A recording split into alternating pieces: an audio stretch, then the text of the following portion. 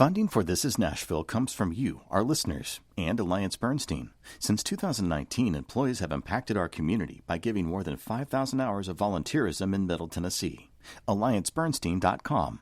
Alliance Bernstein is not affiliated with National Public Radio. I'm Khalil Ekulona, and this is Nashville.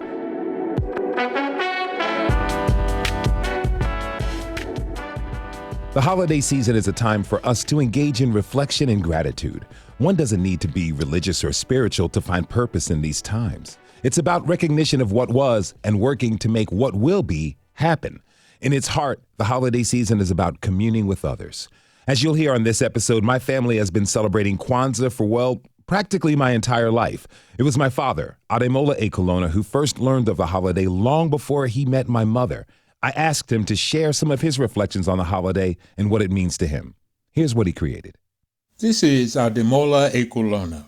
One joy I experience after 78 years of life in this wonderful world on earth is the remarkable discovery that I didn't really waste much of my time in youth. I spent enough time in my youth doing youthful stuff, like overindulging in everything, chasing down pop-up parties, suffering through angst over green tea or bourbon, or waiting to be discovered on Sunset Boulevard when I should have been looking for a job. So I now discard regrets over wasting time and celebrate how my time was well spent, like when learning about and practicing Kwanzaa. The holiday was born when I was a mere 20 years old. It was so exciting to have something to do with the holiday season. After all, it had been some years since I'd wondered about Santa Claus and the commerciality of Christmas. Kwanzaa came to the national scene when Black Americans sought meaning to accompany calls for Black power.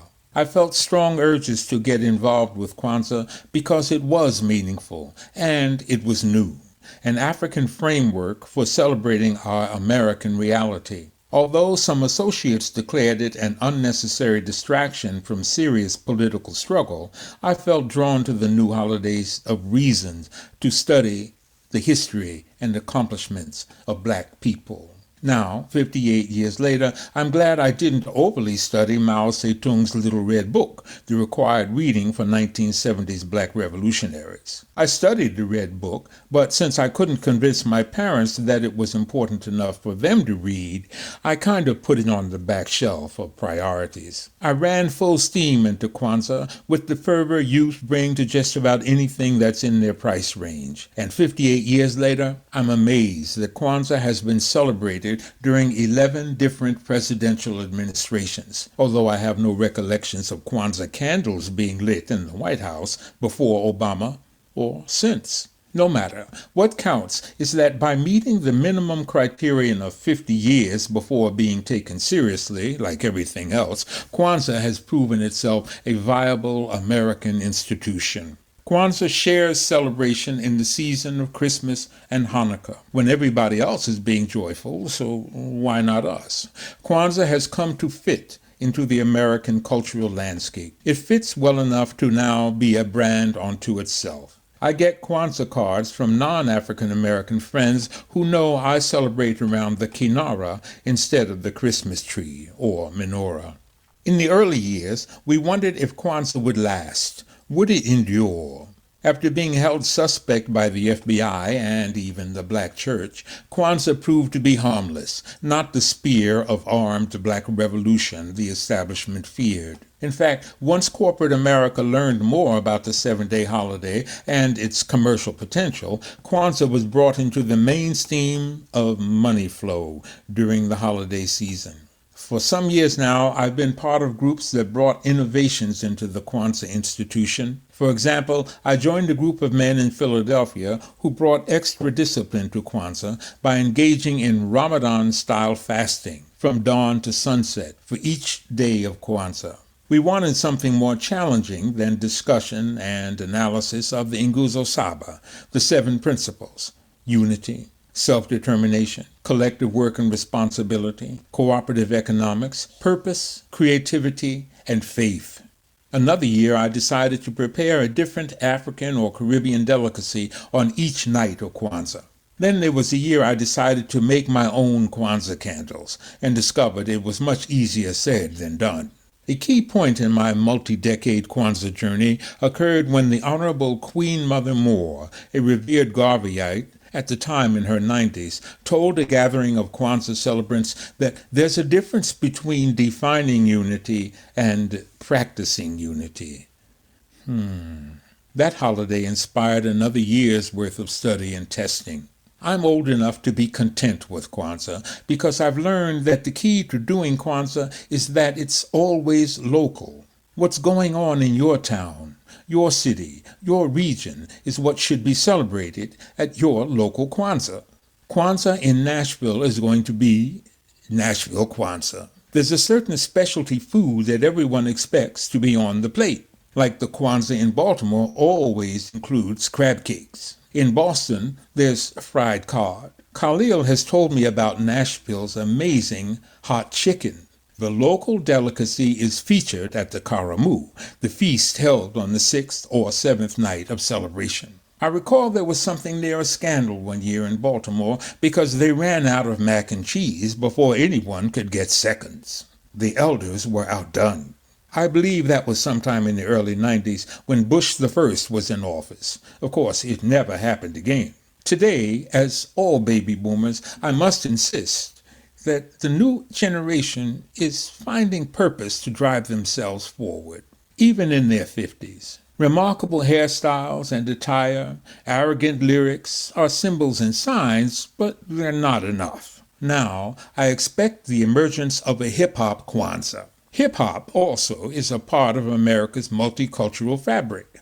Sooner or later, each person of the generation must stand for something, driven to pick up the mantle left by their elders and either drop it or get something new done. Kwanzaa is here. What will hip-hop do with it? Just a question, for the record. We have to take a short break. When we come back, we're talking about how Kwanzaa has been a very special part of one family's life and learn how the lessons of Kwanzaa apply to multiple generations. Stay with us. This is Nashville.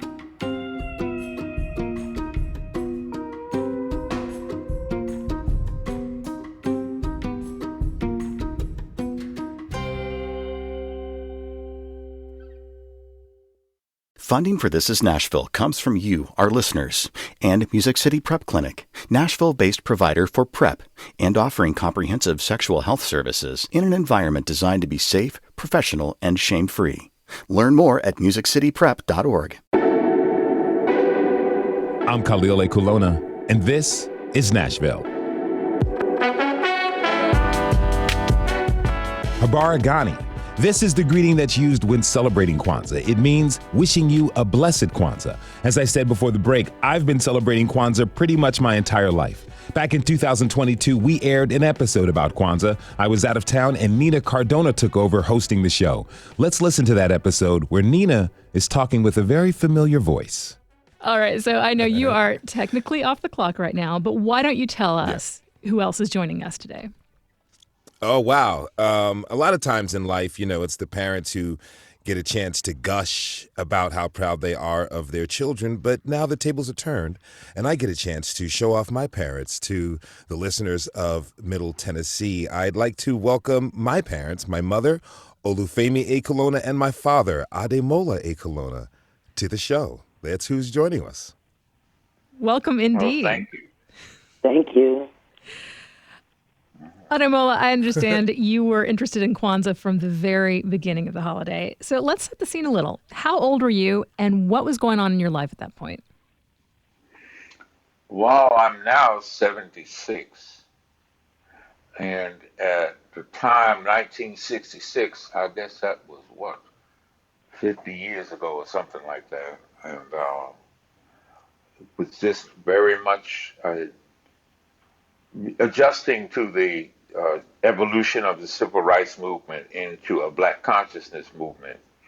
And I wanted to do what was supposed to be done, be part of what was going on. I was a young person. And so when I found out that the holiday of Kwanzaa existed, I wanted to find out more about it. So I began to do research in the community. So how did you first hear about Kwanzaa? rumors in, I was living at the time in Montclair, New Jersey, and things that were going on in New York or anywhere else, would come by word of mouth because there wasn't much media attention to African Americans at that time, except in the civil rights demonstrations. And so we got information with local institutions and hearing what was going on in other places. Well, and what did you hear about Kwanzaa?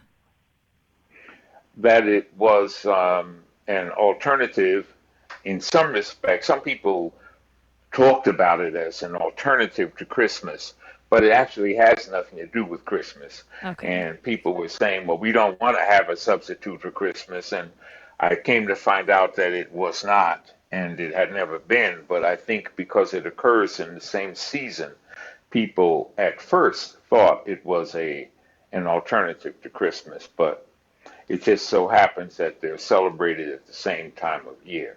Now, Olufemi, how about you? Where were you at that time? That's what I'm trying to figure out.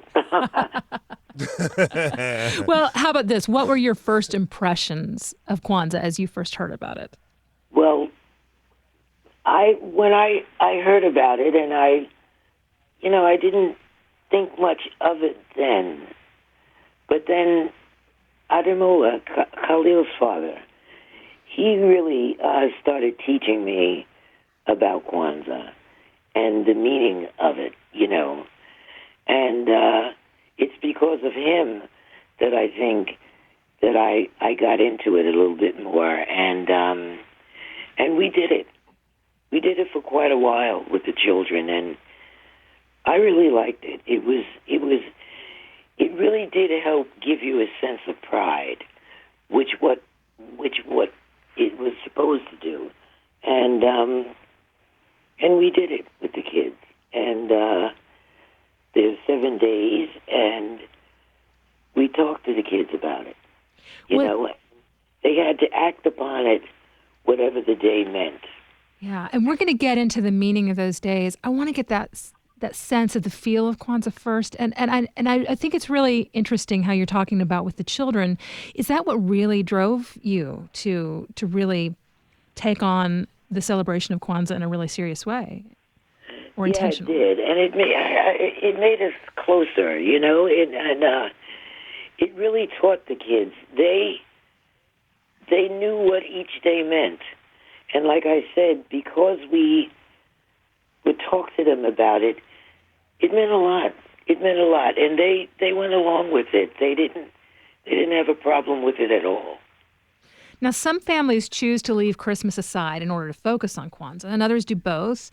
What was that conversation? And I'd like to hear from both of you. What was that conversation like for you guys when you were deciding what Kwanzaa would look like for your family? Well, we did celebrate Christmas, and they got their gifts and whatnot. But I don't know. What do you think? I think it wasn't a problem for us that it was simultaneous with Christmas. So, Christmas ends, well, it's supposed to end on the 25th, and Kwanzaa begins on the 26th. There were two very different focal points. And our parents were very much into Christmas. And, of course, they were going to celebrate that and do everything that's traditional for their grandchildren. It just wasn't a conflict. It just wasn't. We did one and then the other. And so I think some people saw it as a conflict, but I look at Kwanzaa as local, very much local, because it's about family. So that how does each family approach it? And then that family fits into community. And so if there's no conflict in the family, there's not necessarily a conflict in the community. What did your parents think about you adding in this new holiday? Did they celebrate Kwanzaa with you too? Or was that just something for you guys? No, they didn't. They were of a different generation. And there were a lot of things that were going on at that time that, we did that they didn't. And it was not a problem, because they were going to do what they were going to do. And we had no option but to observe. They were the elders. So what we had to do was do what they said was necessary. Well, Khalil, I'm curious for you to take us back. What was it like for you celebrating Kwanzaa as a kid? It was really unique because at the time, particularly when, we really got around, I think a memory from being in the second grade, and a lot of my friends didn't understand or know what Kwanzaa was. And so to talk about that's what we were celebrating, it was, I had to kind of educate my friends and my peers about what this holiday was and what it meant, because at the time in the 80s, there wasn't as much of an open dialogue or discussion about, African American identity, understanding your heritage, honoring and really learning about your ancestry as we have now. And that's something that my parents had always kind of focused in and taught us. So I think, and my parents are being, I love them, but I think I remember a conversation in regards to the question you previously asked about our grandparents and how they felt. I do remember a little bit of slight tension one Christmas between my grandparents and my parents about Kwanzaa and going to see Santa Claus, I think it was, y'all. What was it? We searched around to find a black Santa in Macy's in New York one year, if I remember correctly. I don't remember. We might have. Yeah, I think so, because there's two sets of pictures, and it was a long day, at least my sisters and I can recall to that. But, and so it was really interesting because my parents, all the principles of Kwanzaa, my parents had already been teaching us. And so it was something to understand about who you are as a human being, like my parents looked at us and they said, you're not a Black American first. You are a human being of African ancestry who lives in America. That was a different way for us to frame our experience as we're going along and kind of checking out and learning about the world. And so in talking to my friends, I'm like, no, this isn't a replacement for Christmas. This is something a little bit separate. And to be honest, my friends didn't necessarily get it. When we're 8, 9, 10. Only later in the 90s, when particularly the hip hop movement became Afrocentric, did some of my friends come around and get to that understanding and open themselves up to the idea of Kwanzaa and celebrating it. Now, I understand your dad picked up a nickname related to this holiday. Can you tell us about that? Yeah, my father, being the community leader that he is, he went around Baltimore and taught people about this new holiday when it was very foreign to them. And so he picked up the name Captain Kwanzaa in Baltimore, and people knew him by that because at the time he was an executive producer for Maryland Public Television, and he used his position to, do a special about the holiday. He came to my elementary school. He went to the middle schools where my older sisters were and gave talks about it. He took us around the community. I remember being in church groups. I remember going to meeting halls. I remember being in people's living rooms talking about Kwanzaa, introducing the principles of the Nguzo Saba to the community. So he wasn't the only person doing it, but really one of the first and one of the leaders in that movement across the city. So people came to know him as Captain Kwanzaa. To this day, he still holds that title. Well, if you're just Well, I'm not going ahead. sure about that. I think that was a title given by my children. But, the thing is that a lot of times people would call me and ask me about, how to do Kwanzaa, and that's what was supposed to happen because the people who knew about it had to give leadership. And I think it's wonderful that another generation has taken it up because it was very important for my generation that we sustain it, that it be something as a resource for community self-determination. My children, knowing about Kwanzaa, has to go to their father. During the first couple of years, I guess after a couple of years, their father and I separated. I mean, I was certainly invited, but this was his special time to be with his kids and to teach them what it was all about. And I have to say it is to their father's credit that they really understood what Kwanzaa was. I went along with it, and I loved it, but he gets most of the credit for this. Wow. I would say it's a little bit. I would say it's a little bit of a combination because, while Baba, my father, came with the philosophical end of it to get us to understand this deep meaning, Ia, my mother, you were the heart of all those things. I think that's why it was so special for us, and it kind of really resonated and imprinted itself into us as adults to be the people who we are, because you have to have, if you have a philosophy, you have to have heart behind it. And that authenticity. And that's what you gave us, Mom, because we would come home, and you would point out examples of these 7 principles in daily life. I would say, and I think my siblings would agree, that it was both of you who really cemented that inside of us. Well, thank you, Khalil. Thank you. Yeah, thank you.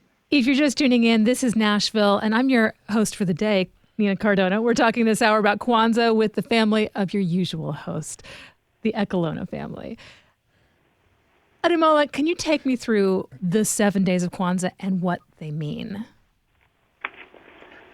Well, the first day, the first principle is umoja, which means unity, and it's the motivator for African American people to look consciously at issues and strive to develop unity so that we have a position that can sustain itself in the social political framework. And then self-determination is really about individuals naming themselves, defining themselves, and refusing to be categorized by people who are outside of the community. And then Ujima, collective work and responsibility, which is about how families and communities can work together to achieve goals that are agreed upon.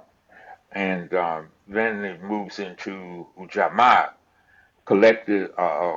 cooperative economics, which I must say is where in traditional African culture, there is no welfare. There is no somebody giving you something so you can sit up and act like you don't have any responsibilities. Everybody has to take part in the work that must be done, and thus everybody has to share in the resources that come from that work.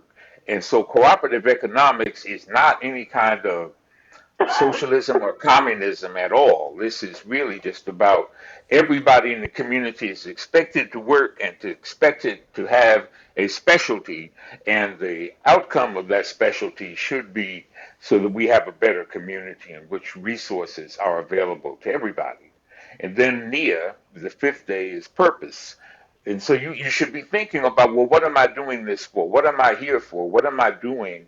What am I part of that can sustain you so that during difficult times you know what you're about? What is your purpose? And then creativity is the 6th principle, and that goes for not only the arts, but for thinking itself and for the innovations that you can come up with. And I especially, I look at women as the creative way that women go about doing what must be done and how much they serve everybody with the creativity in the community. I mean, from the way Olufemi would braid the girl's hair to what's going to happen, how does the house going to look, and how do we participate in community. And the 7th principle is imani, which is faith, and that's where you get a merging of the different faiths that people bring to the Kwanzaa celebration. If some people are Muslim, some people are Christian, some people are traditional African, some people do not have a religion, so to speak, but they have faith and a trust that we're doing the right thing. And we should be able to build community. And that brings the strength to everybody in community. So that's what it's all about. And it's very much interpreted locally. So I can imagine there would be differences between what's done in Baltimore, what's done in Atlanta, and what's done in Nashville. And I look forward to that. I always enjoy going to different places and seeing what they're doing. And so it's really a time to celebrate the value system that has assisted African Americans in obtaining the freedom that has been so long sought for. Those are some really big ideas. I really appreciate some of the specifics that you gave in there about some things like, creativity can be the way that hair is braided. What does it look like to celebrate something like, say, Ujamaa during Kwanzaa? Well, that's very deliberate because it's about the economics. Okay, well, so you're going to have a community celebration. Well, where does the money come from? Where do you get the resources so that the community is celebrating? The food. The food is usually what in America would be potluck, but we call it's a karamu, where the food is everybody brings something, and as a result, you have a feast. So instead of having one big bowl of chicken, you've got 7 different kinds of chicken, and you've got all these vegetables and different types of contributions to the community feast. And so that comes, everybody has to put money out to get those things and prepare them for community. And the sharing of them is what is the point of it. Olufemi, as a mother, how did you help your kids think about those concepts? Well, well, you talk to them, and you just let them, like, self-determination. You sit and you talk to them about what they see and what they want in life, and how they'll go about it. Now, one funny thing was when it comes to, which one is it? Emoja, and its collective work and responsibility. And I would talk to them about it, and then I'd say, now it's your responsibility to go clean up your rooms. Khalil, how'd you feel about that? Yes, that principle came around chores a lot. And they go, oh, but I said, but that's your responsibility.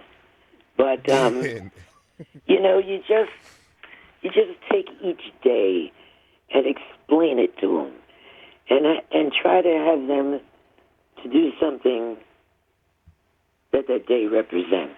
And I have to say they were very much in tune with it. They really and truly were. Khalil, as a kid, when you knew that Kwanzaa was coming up, what was kind of the feeling? What was the image that you had in your head of, okay, this is what's going to be happening? It's almost Kwanzaa. I think about it, and it's all these warm colors, very delicious foods going around to different communities, eating wonderful meals. I believe it was one family, the Alette family, they made this chicken adobo that was, I've had nothing like it since. It turned me on to adobo, and I love it. But it was also the end of the year. And so with that, the principle particularly of Kujichagulia, self-determination that my mother was just talking about, as we enter the new year, how are you going to be? How are you going to act? You looked forward to the year in how you could instill those principles. And it was always fresh on my mind for the first couple weeks of the next year in January. Then it kind of dissipated, but being an adult now and looking back, I saw how I was able to act out those principles in my life. Now, I wasn't perfect at all, and I was also a young person, so I was bound to make plenty of mistakes. And to be honest, with my situation, both of my parents sat me down to talk heavily about self-determination, Kujichagulia, and Nia purpose, because when report cards came around, I guess I would say I was the disappointing one. And so I would get talks about, hey, what are you going to do? You get your average up and get on top of your work. They would use those principles. And I looked at it as an opportunity to be better. We often look at New Year's as a time for resolutions. Are we going to keep? But these were more of who are you going to be? You know, what's the type of person you're going to be? And it allowed me to think, kind of that deeply from a little child all the way through to my adulthood.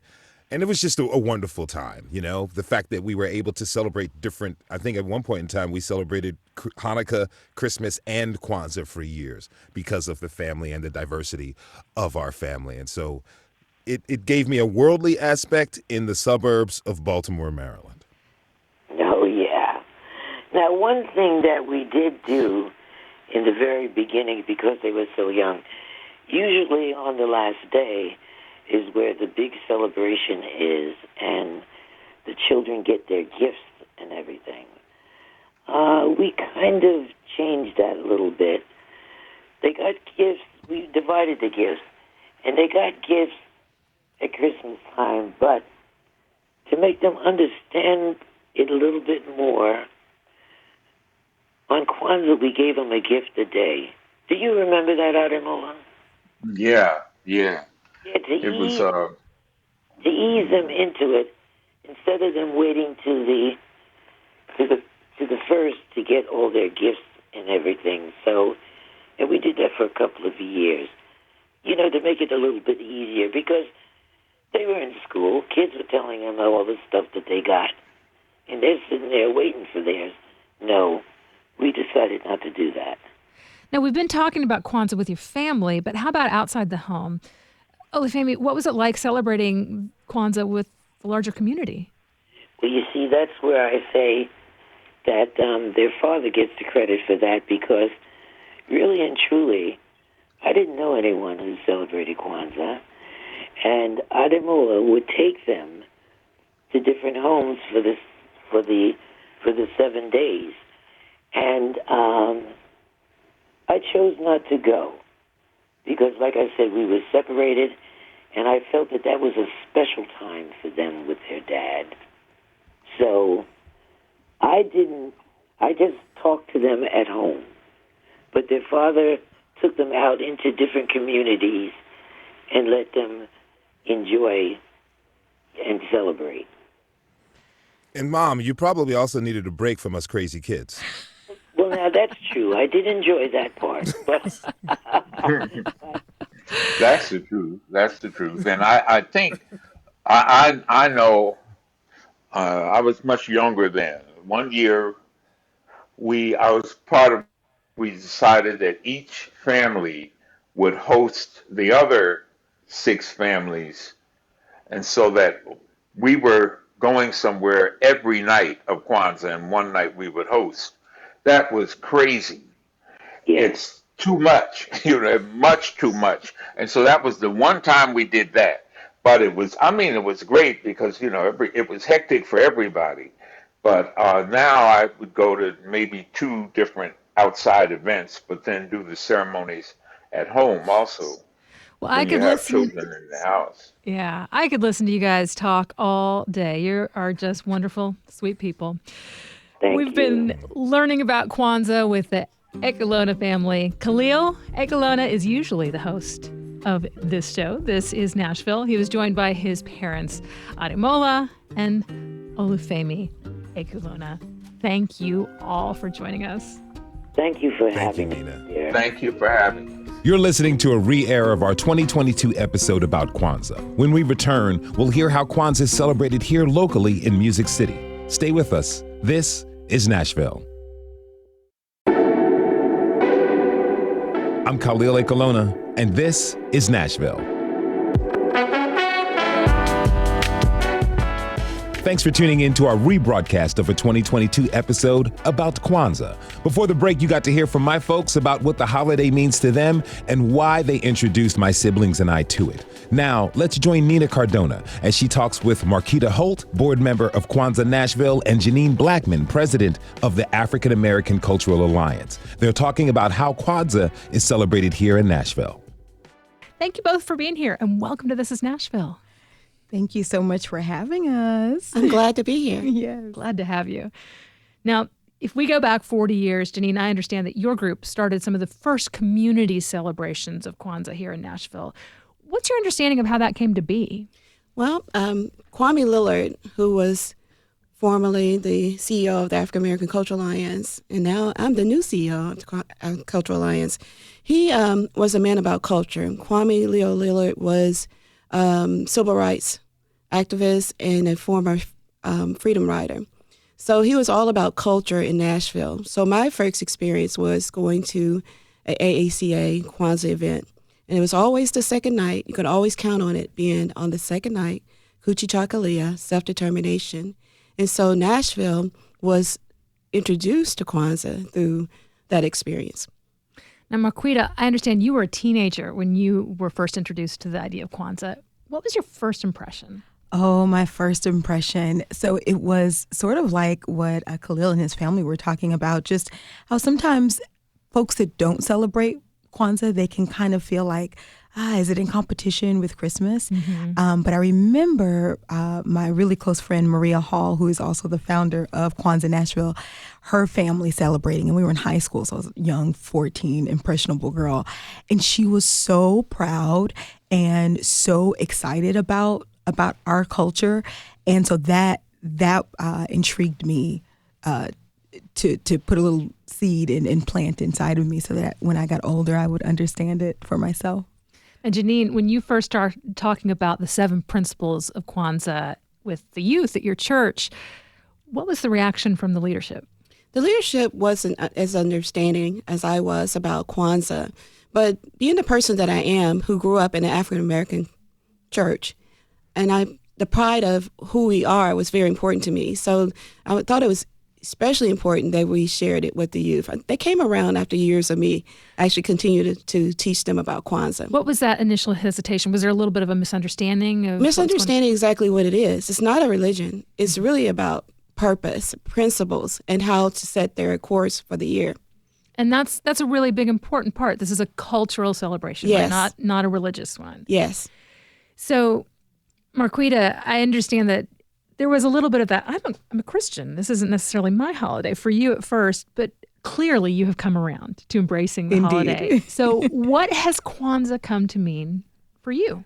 For me, oh my goodness, there's so many different things. I'd say one of the biggest ways and the meanings of Kwanzaa for me is appreciating my beauty, right? Like seeing brown girl, gap tooth, and seeing that in so many people in our community and saying I am beautiful. So dressing in traditional African clothing like I'm wearing today, or so that's really important, right? Just how I see myself and how I show up. But also the generational, sort of the intergenerational rather, conglomeration of youth and elders.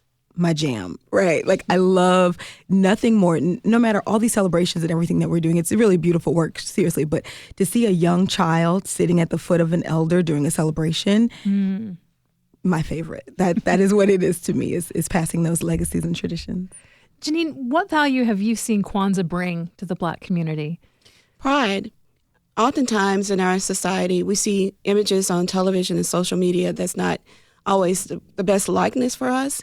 But it's unity. We start with unity, we end with faith. But teaching everyone about how important it is to be African American in America is important to me, especially now. I think children oftentimes don't see their reflection in their community. But when you come together with a body of people who believe, who know who they are, who are confident, who have self-determination and purpose and meaning and creativity, because we're very creative, then they know that they're part of that community, and it's nothing that they, can stop them from being the best person they can be. Well, and that ties so much. I mean, just like what you were just saying about feeling confident in your own beauty and feeling confident in just physically what you're presenting as a Black woman to the world, and like what you are wearing and what you're putting on, and having that be very rooted in the community. So why don't you tell, you're wearing a beautiful outfit. Thank you. Tell us about this. Sure. It's actually my wife. She's from Ghana. She has a clothing company called Threads by Dreads, and she will actually be a vendor 2 nights, so for Umoja and Ujamaa. So one of the principles, the 4th principle, is Ujamaa, and that means cooperative economics, and that means supporting Black businesses.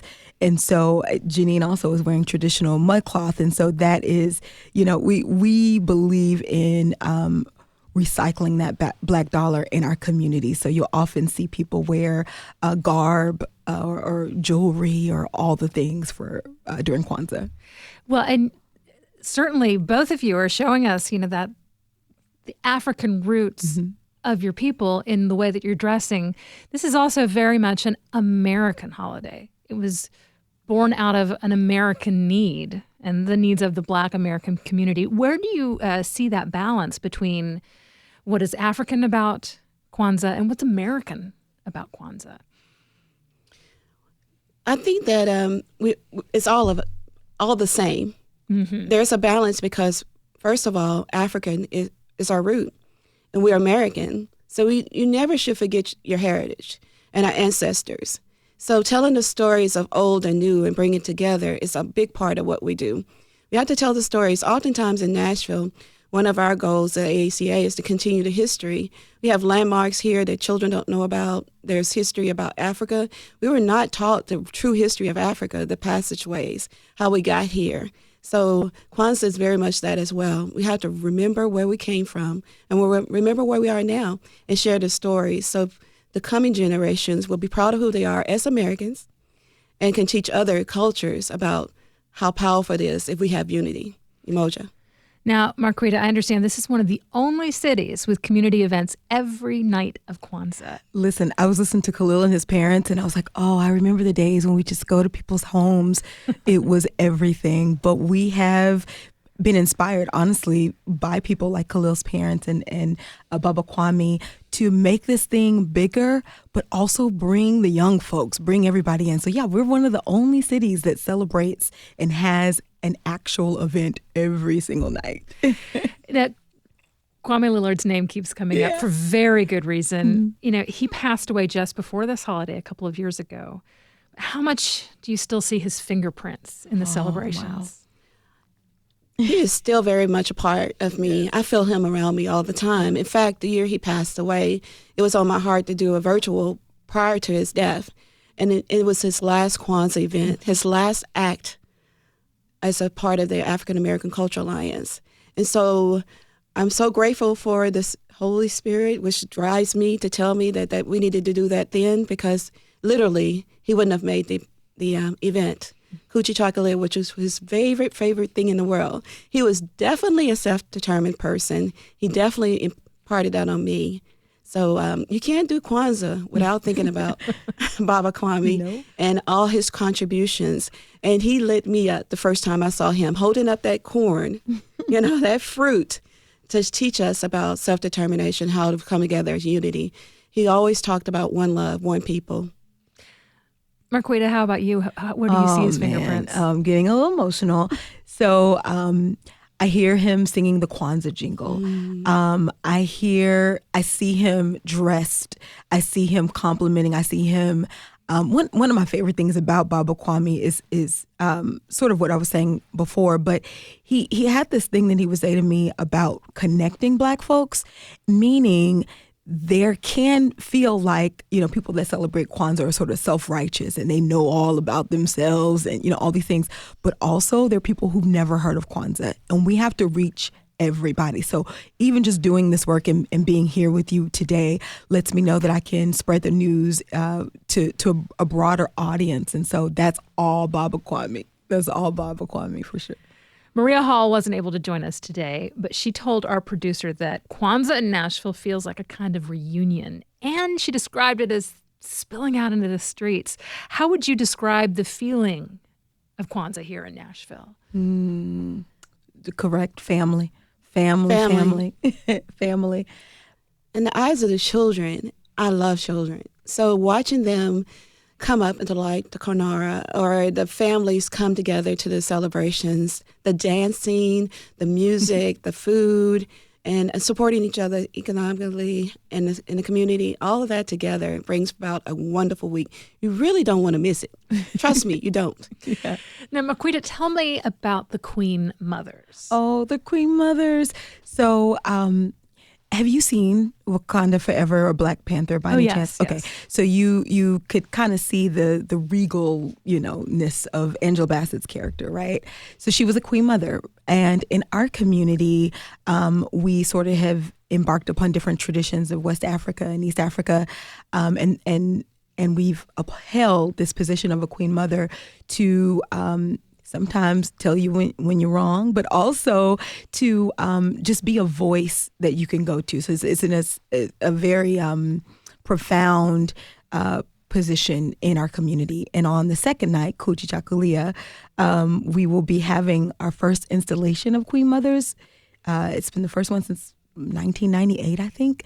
And so that is just, and the Queen Mothers don't know who they are. So it is a surprise. Oh, wow. So these are specific named people who are honored by the community as a whole in this event. Yes. Oh, wow. Yes. So it's going to be pretty awesome. Is this something that is particularly Nashville about this being a piece of Kwanzaa, or is this... It is new for Kwanzaa Nashville, but it is something that what we call our Nash Village, right, embarked upon many years ago. And unfortunately, all of our Queen Mothers have transitioned to be ancestors. But fortunately, we feel them in everything that we do. So it's going to be an honor and privilege to celebrate them. But it is not just a Nashville thing. I mean, like I said, it's gathering different traditions from West Africa, but it is native to Nashville in the folks that we are going to make Queen Mother. So, and it seems to me that touches on something both of you brought up earlier, which is that intergenerational aspect and respecting elders, but also bringing the children in to understand about respecting their parents and their grandparents and the I'm putting air quotes here, grandparents out in the community. That's right. Aunties, uncles, yeah. Right. That's and right. how important is that aspect of Kwanzaa to you, Jeneene? It's super important. In a time when a lot of families are divided by distance or, living far away and some not so close to the family. So this brings family together to feel that like when I grew up, my grandmother cooked every Sunday. Every single Sunday, we would go to a grandmother's house. We have a beautiful meal. We would play in the yard, ice cream, the whole 9 yards. So Kwanzaa will help you bring back that feel of family. No one hugs you like a grandmother. No one talks to you with wisdom like a grandfather. So when you come to the Kwanzaa celebration, you're going to get all of that. You're going to get a little loving. You're going to get someone who respects and understands you, but also maybe some correction, which sometimes is necessary, right. But also will help you understand your purpose. By our actions, will inspire some young person to know how important they are to the community, and they will take this baton and create other communities of Kwanzaa in next 365 days, because Kwanzaa doesn't end on the 1st. It continues on through your lifestyle. So 7 nights, 7 events, and I know it's like asking you to pick a favorite child, but MarQuita, what are you not do that? Really, like, what is this like extra excitement for you as you go into this week? 2, 1. Sure. Okay. Sure, I'm so sorry. So definitely Kuchichakulia with the Queen Mothers.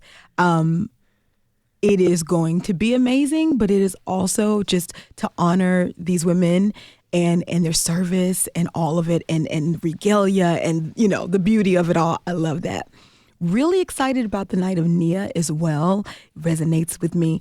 There is a panel, and it is called The Beauty and the Burden of Black Excellence. And so that panel, it's got like Judge Rachel Bell, a couple other folks, and talking about like Black excellence is beautiful, and it really is.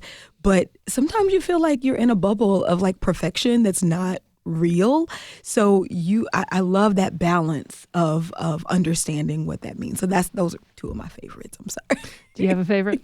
I cannot. I will not get myself in trouble on this radio and have my phone blow up afterwards. Well, but let's put it this way. If someone is going to be celebrating Kwanzaa in Nashville for the first time, in just a few words, what can they expect to see and hear? Love, music, joy, from unity to faith. Thanks to you for tuning in this hour. This is Nashville is a production of Nashville Public Radio. Today's episode was edited by yours truly. Our technical director and board operators, Liv Lombardi. The masterminds behind our theme music are Larange and Namir Blade. You can listen back at thisisnashville.org or wherever you get good podcasts. The conversation doesn't end here. Comment and tell us what you want to hear on the show by leaving us a message at 615-751-2500. You can also find us on Blue Sky, Instagram, and Twitter. Or X, whatever you want to call it. You'll find us at This Is Nashville. This is Nashville. I'm Khalil Ekulona. We'll see you tomorrow, everybody. And be good to each other.